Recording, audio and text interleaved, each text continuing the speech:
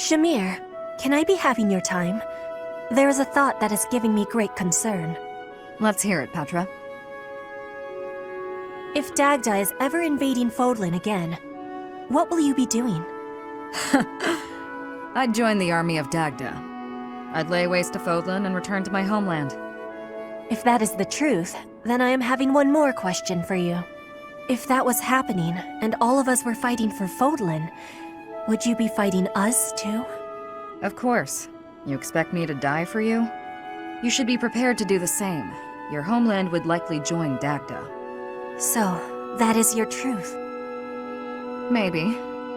If you'd asked me 5 years ago. I've been a mercenary since childhood. Always fighting for a bounty. If my allies didn't pay, I'd side with the enemy. It's why I became a sniper. Easier to dispose of anyone with a reward on their head. It's also why I joined the Knights of Seiros. I owed them a debt. But that's all changed. You are not fighting for money now? That's right. When I see everyone fighting for Fodlan, I feel inclined to help. I won't die for the cause, but I will protect everyone. If the army of Dagda engaged you, I'd fight at your side. Hearing that is it gives me great joy. Until the war is finished, let us fight together. Felix! You, what is it now? Do not fret. I have not come to ask you to chop wood. I have other things to speak of with you. You said that for one to live, they must also be prepared to kill. This again? Yes, that's what I said. You still have a problem with that? No, I do not have a problem with it at all. I simply want you to live too. Oh, okay. Then I'll get back to my training. Excuse me, I am not finished yet. During this time of war, you must wield your sword to ensure your own life. If that is the case, then it follows that we should bring an end to this war. To end the war, you'd have to kill more people. Perhaps that is true. But once all is said and done, there would no longer be a need to kill, only to live. Is that not so? That's pure fantasy. But if it came to pass, there would be no place for me. What would I do? I was raised to swing a sword. It's all I know. In a world without strife, warriors like me would be lost souls. It's tragic in a way. We fight to bring peace, and then, if we achieve it, we lose our purpose. I do not think that is anything you should worry yourself over. If the war ends and peace reigns, I shall be sure to have plenty of wood chopping for you to do. What a generous offer. And you will never be short on fruits and vegetables to chop for me either. If you felt like you lost your purpose in life, surely you would find a new purpose. It is not like you to be afraid of losing something after all. I never thought about it, but maybe there is a path for me in peacetime. I'm intrigued. I might even like to realize this fantasy of yours. Oh, that brings me such joy, Felix. Together we can make this a reality. I can see it now. A life where you slice vegetables rather than people. I will greatly enjoy the day when we inhabit a world like that.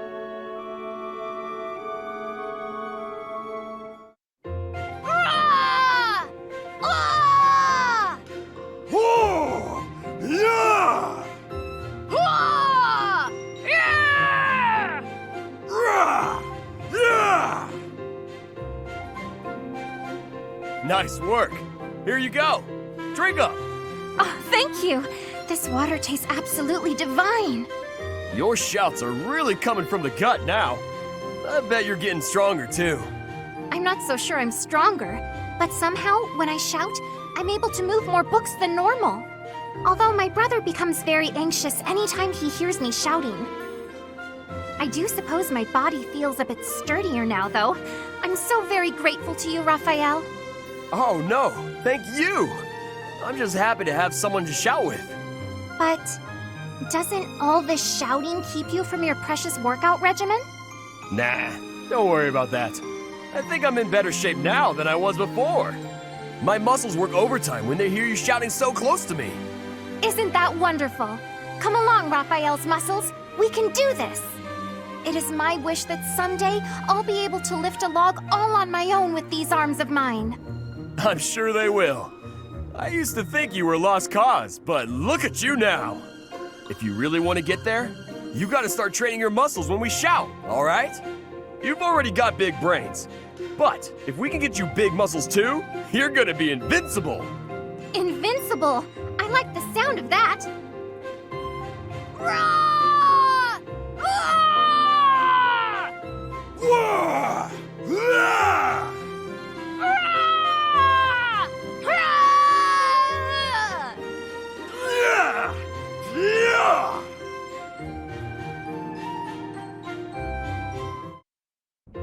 Flayn! Excuse me, quick question. Can I paint you? Oh, hello, Ignatz. What an unexpected surprise.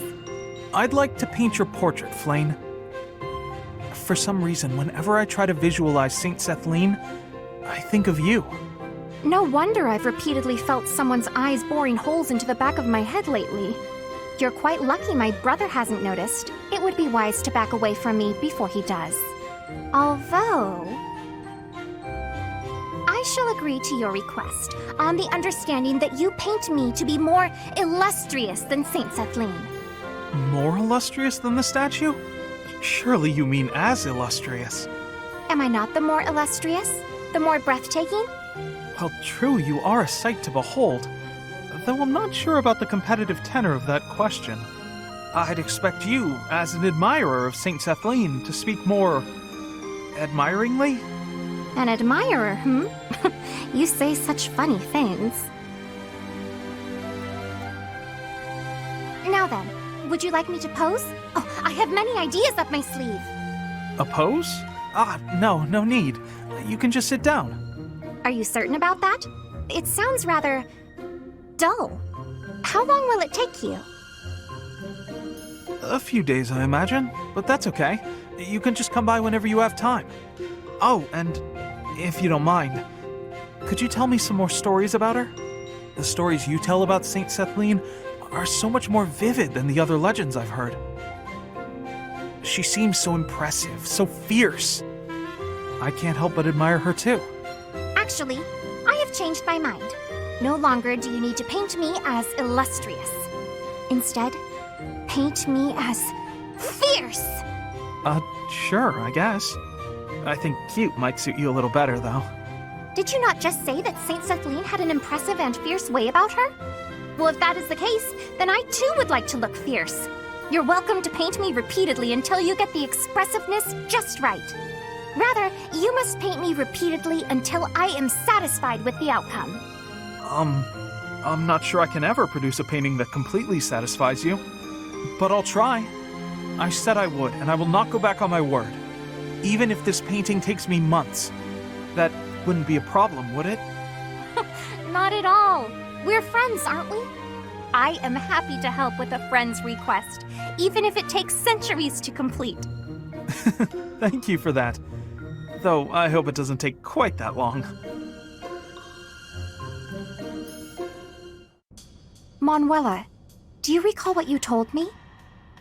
You mentioned that if a place shines brighter than anywhere else, then its shadows will be darker too. You sound so worried. That was nothing, dear. Call it a joke. It most certainly did not sound like a joke. Can you please elaborate? Of course, I love hearing about your glamorous past performing on stage. But all that glamour doesn't account for the shadows you spoke of. Well, I suppose I could share a little. Here's the thing about the opera. Talent isn't enough to earn you a position in a glamorous show. You need money, connections, and, failing those, the stomach to commit a spot of violence. I spent many nights buttering up nobles in power. No matter how humiliating the task, I'd do it, because I wanted to be a star. I hope that kind of talk isn't too shocking for a sweet girl like yourself. Are you disillusioned with me, now that you know my sordid past? Not at all. Understanding you more deeply, I can see how much strength has been required of you all this time. Flayn. I am well aware that survival and striving for dreams sometimes means doing things we would not normally do. Perhaps because you have been so strong, lived with such conviction. Perhaps that is why your songs have touched so many people's hearts. You sound very wise all of a sudden. Thank you, Flayn. I would like to rescind my original request of you. Your request to hear one of my songs? Indeed.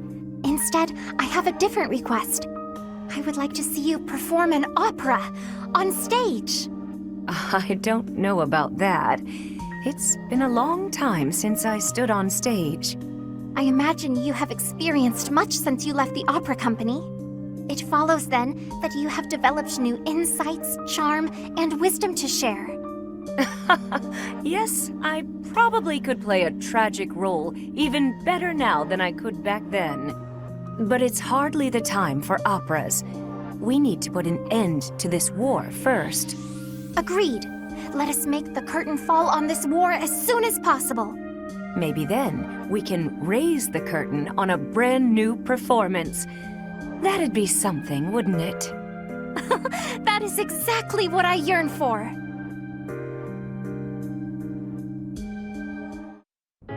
I'm so sorry for always taking up your time, Professor Hanneman. Nonsense. I told you to come to me anytime you needed help. Nothing to be sorry about at all. So, what can I help you with today, Miss Annette? Oh, nothing in particular. Perhaps not related to your studies, but I sense something else troubles you. You see right through me, Professor Hanneman. Okay, here goes. The truth is, I've been wondering what I'll do when the war finally comes to an end. Your marks at both the School of Sorcery and the Military Academy were exceptional. You have many, many options. The only trouble I see for you is in picking which one to chase. You've hit the nail on the head. There's so much I want to do. I feel completely lost. Lost, It seems to me that you're just lacking in decisiveness. You think so?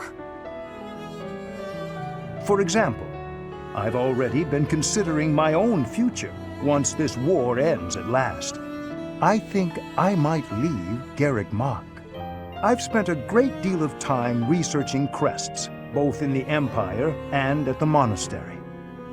Fodlan is large, with much to see and learn. It would be a shame to spend all my years in too few places. But where will you go? That's the question, isn't it? I've considered the School of Sorcery in Fhirdiad. It would be good to get a new viewpoint on crest research. There are certainly discoveries to be made. However, new places are daunting. Yet I'd have no complaints if I had a former student as an apprentice. Say, a former student who is brimming with curiosity, talented at magic, and as tidy as myself. You don't mean me, do you? I was merely expressing a possibility. It all depends on your own feelings and interests. I have considered that it might be nice to be a professor like you. But I'm such a scatterbrain, and I make mistakes all the time, so I'm not confident I can manage. Those are but minor side notes compared to your wonderful qualities, Miss Annette. You are serious in your studies and possessing of excellent character. You surpass even myself. Do you really think so? Maybe I can do it after all. I truly feel you could. Yes, you could accompany me to Fhirdiad. I think that would be most splendid, don't you?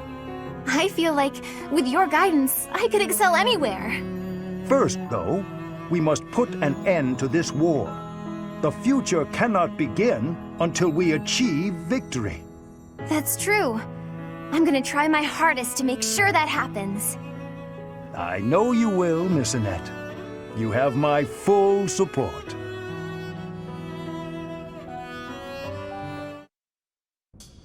Did you want something, Professor Hanneman? Ah, Lysithea. Thank you for coming. First, I ask that you allow me to apologize. I fear I hurt you with my insensitive words. I have failed you, not as a researcher, but as a human being. I'm the one who should apologize. I'm sorry for being rude to you. Anyway, I'll keep going along with your research. I have to be on my way now. Please, Lysithea, a moment more. I did not call you here simply to apologize. I told you once that you were an exquisite subject for my crest research. Why? Because there are no records of any other person ever having borne 2 crests. Correct. We cannot say anything for certain about the makeup of your body. Therefore, it seems hasty to conclude that overcoming your shortened lifespan is an impossible feat. What is it you're implying? Lysithea, what is my field of study? Crestology, of course. Indeed, and the goal of my field is to unravel every single mystery crests might conceal. Someday, I even hope to devise a means to bestow a crest upon any who desires one. Why would you want to do such a thing? Because I despise this world in which the presence or absence of a crest can determine a person's worth. However, if artificially implanting a crest causes too great a toll on the subject, it would be useless. As such, reducing the strain of crests on the human body is one of my research goals. Understanding how to implant a crest might also lead to the knowledge of how to remove them, yes? Do you think removing a crest could mean that they won't suffer from its effects any longer? What I am trying to tell you is, the question of whether your lifespan can be restored is entirely within the scope of my research. Could you really do that? It is difficult to say for sure, but as long as the possibility exists, I will continue to seek it. Lysithea, let me ask you once more. Will you assist me in my research? Professor Hanneman, I think I'm the one who should be asking for your help, really. Anyway, I'm sick of a crest determining a person's worth, too. Ah, is that right? Perhaps you would even like to begin studying crestology yourself. I think you would make a fantastic apprentice. A life devoted to research is a noble life, you know. If you do manage to restore my lifespan, I'd certainly think about it. I will hold you to those words. Ah, I see a fine future ahead of us.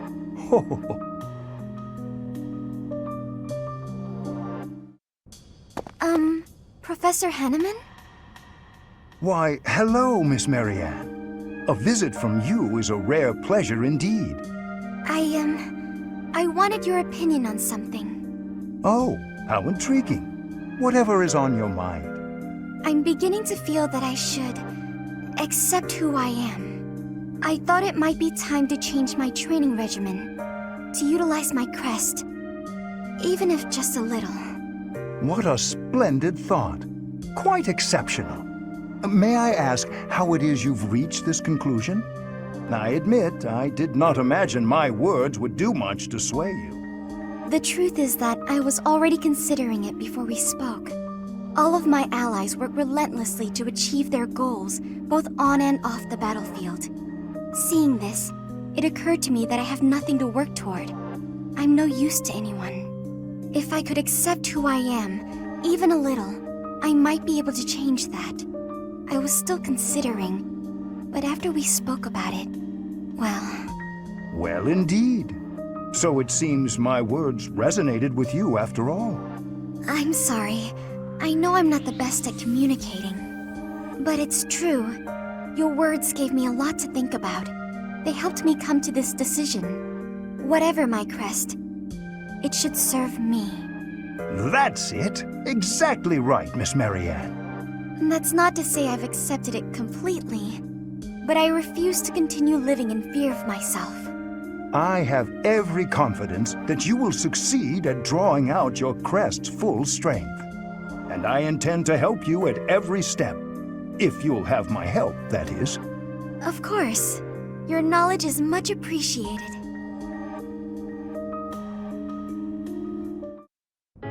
You keep doing things that aren't called for. It's driving me batty. You presuppose I am only thinking of you. Ugh. Let's just not do this, shall we? I don't know why we always end up fighting. It can hardly be helped. You and I seem opposed to one another on a, let's call it an instinctual level. Perhaps this could even be considered a form of fate. What an awkward fate to have. I'd like you a lot more if I just hated you.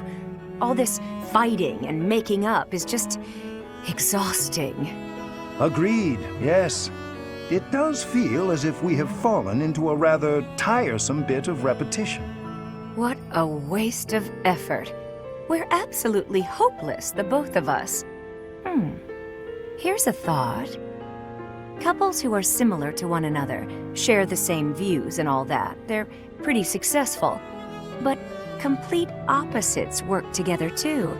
Surprisingly well sometimes. They compensate for each other's weaknesses, and they support one another. Then I look at how hard we work just to avoid screaming at each other, and I don't buy it. Don't be so hasty to dismiss your own hypothesis. For instance, I am apt at cleaning, but have no talent for cookery, whilst you loathe cleaning, but are a splendid chef. Would it not be an easier life if, rather than struggle through our weaker areas, we divided the work? Huh. I suppose our differences do have their advantages that way. Indeed. If we combine our abilities, housework would be conquered and dinner rendered delicious. There are other ways we could find to support one another, I would imagine. We might make a better pair than you think. You and I, together. Huh. You might be onto something. You and I could be pretty good together. Wait. Why are we talking about this? Are you trying to propose marriage with promises of clean floors? You think I'm that easy of a catch? Honestly. I did no such thing. You were the one who started discussion on the topic in the first place. You would agree so this with is me. my fault If you now? have objections, I never said a then let's word hear about them. Shamir,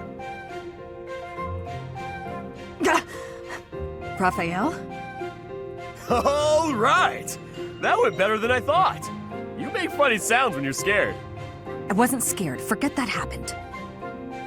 Still, I'm impressed. You managed to sneak up on me. Not many can do that. It's 'cause I practiced that in-out-out breathing you showed me. I practiced until I passed out. It was worth it, though. I've been able to get real close to enemies lately without them noticing. I think I pretty much got it figured out. Sneaking up on you is a good sign. True. To be honest, I didn't think you had it in you. I never thought you'd be able to suppress that unbearably palpable presence of yours. I respect anyone who could learn so much in such a short period of time. You might even be ready for a recon mission. Recon? With you? And me? Together? Why the surprise? I said you were ready. Wow! I never thought I'd get to go scouting with you. I guess that practice really is paying off. Whoa! Was that a smile? Calm down, Raphael. Are you really that excited to go with me? Your presence may have dimmed, but your emotions are hitting me like a tidal wave. Oh, sorry. Is there a way to breathe and hide those too? No, that requires different training. From someone else. I'll keep you informed about the recon mission. Okay, great! Looking forward to it. To put it plainly, no, I do not dislike you. Really? Oh, I'm so glad I asked. So he does care. Why were you asking me about the world outside Fodlan before? There's so much I have yet to see. Even these days, when it's ravaged by conflict, the world is so diverse. Buildings and landscapes and geography differ vastly from place to place. There's so much variety within Fodlan. And the outside world must be even more varied. I feel so inspired just thinking about it. So, I'd like to travel there someday. I see. You should go. You think so? I told you before, in order to know the world, you have to experience it for yourself. There is much to see. Even simple things. Flowers, food, varieties that don't exist in Fodlan. New smells, new tastes. I could tell you about them, but you would only imagine them, not comprehend them. If you want true understanding, go out into the world. See it with your eyes, feel it with your skin. Speak to its people. Then you will know. Yes. Perhaps so. Is there something else? You've never talked to me like this before, Shamir. It's nothing. Sorry. Hearing you talk about exploring the world made me think about what I should do with myself. Do you have plans for the future? After the war? Not yet. You're ahead of me there. I must find my own path. Ahead of you, Shamir? I highly doubt that. If you have time for empty compliments, you have time to encourage me instead. Yes, of course. Shamir, may you find success in everything you do. Thank you, Ignatz. I'll do my best.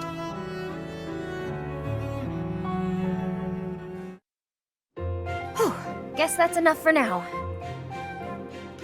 You're improving, Leonie. No doubt a result of your new training routine. Right, about that. I've been doing everything you said, but Something wrong? not with my archery, but I'm not getting any better at dealing with bugs. Even with all the practice, I just can't bring myself to look at a real live spider. You're still aiming at the spiders I instructed you to draw? Let me see one. Sure. Here. What is this? What do you mean, what is it? It's a spider! Ah, yes. I see now. It's quite... well, it's... What's so funny? Whew. I'm sorry. I lost my composure for a moment there. Your drawing is absolutely ridiculous. Ridiculous? That's what they look like, isn't it? Do you know how many legs a spider has? Or what its body looks like? Or ever seen one at all? I just told you I can't even look at the little monsters. A lack of subtlety no doubt learned from your former mentor. Regardless, aiming at this target won't help you overcome your fears. Here, use one of my drawings instead. Consider it an apology for my outburst. Oh, why did you have to be so detailed? This much detail is necessary if you wish to identify your enemy's weak points. Oh, it's too much. I can't stand the sight of it.